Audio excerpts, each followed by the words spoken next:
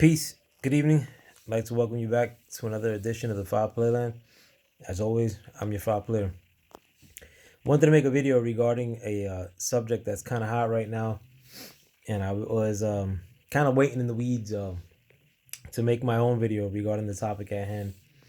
And the topic that I want to discuss this fine evening is the fact that the boxing fans won with these numbers that Tank Davis pulled up with the pay-per-view. The rumor is that it's around 42,000. That's the boxing fans delivering that L squarely on Tank Davis, Mayweather Promotions, Leonard Ellerbe. You know, and I think that we should continue doing the same shit. I think that we should apply that same amount of pressure on like a lot of these fighters. If it's not pay-per-view worthy, don't pay for it. I don't pay for none of them, and I've been this way for like 3 years. I'm not that like the last fight I bought was Fury versus Wilder, part 3, and before that, it's been a while since I paid for a fight. But keep doing it. Like I think none of these fights right now are pay-per-view worthy.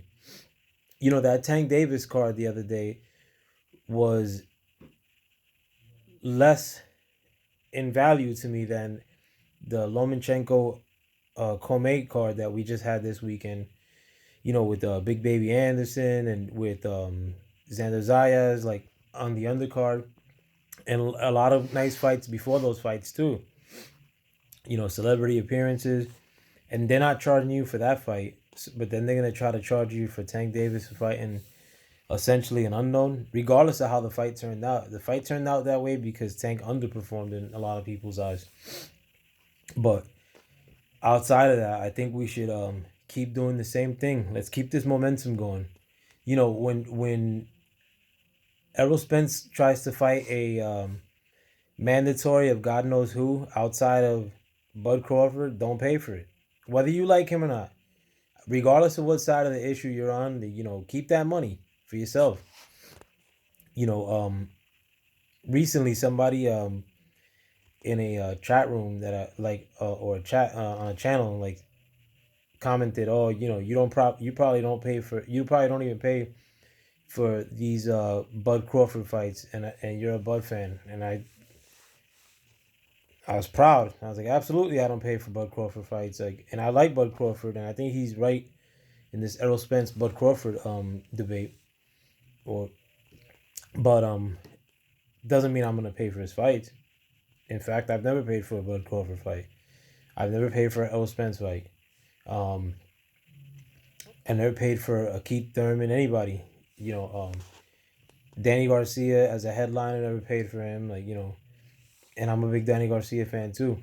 But I think more people, especially real boxing fans that are bitter, like should become like me. Like, don't pay for it.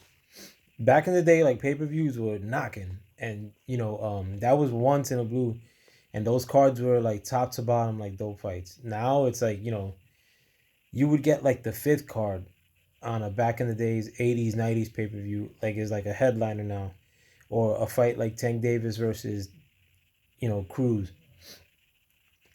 That would be like the fifth fight on one of these back in the day pay-per-views. These dudes are wilding, bro.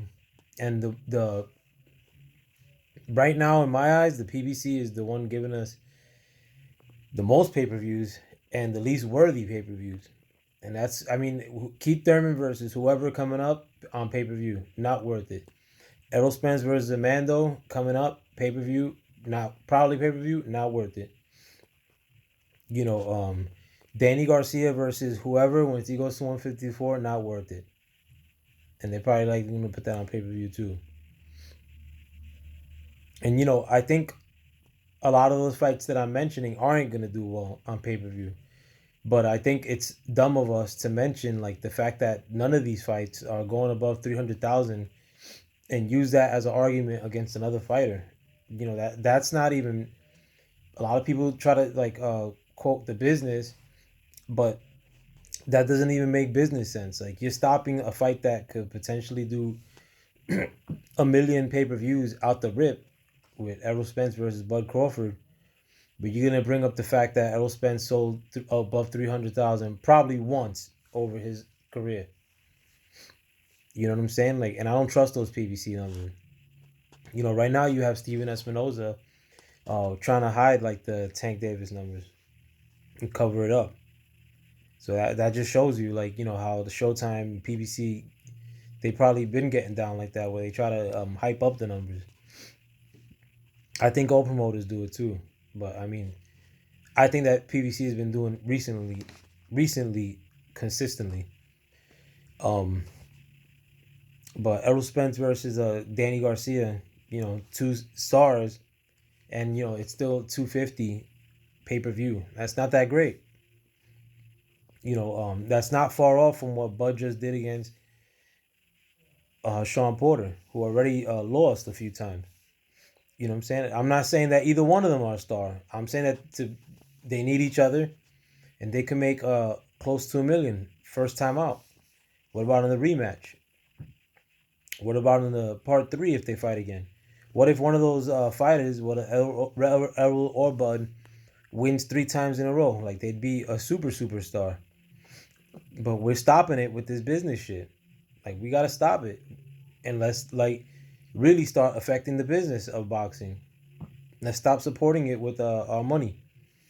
Um, you know, a pay per view event is $75. You could buy 2 gives this holiday season for $75. And if you bought that tank fight, I feel bad, and I hope you could ride it out these holidays. But you probably should have pocketed whatever it is you pay for that bum ass like pay per view card. But let me know what you guys think. Comment, like, subscribe, dislike. But thank you for coming through. And with that, I'm out. Peace.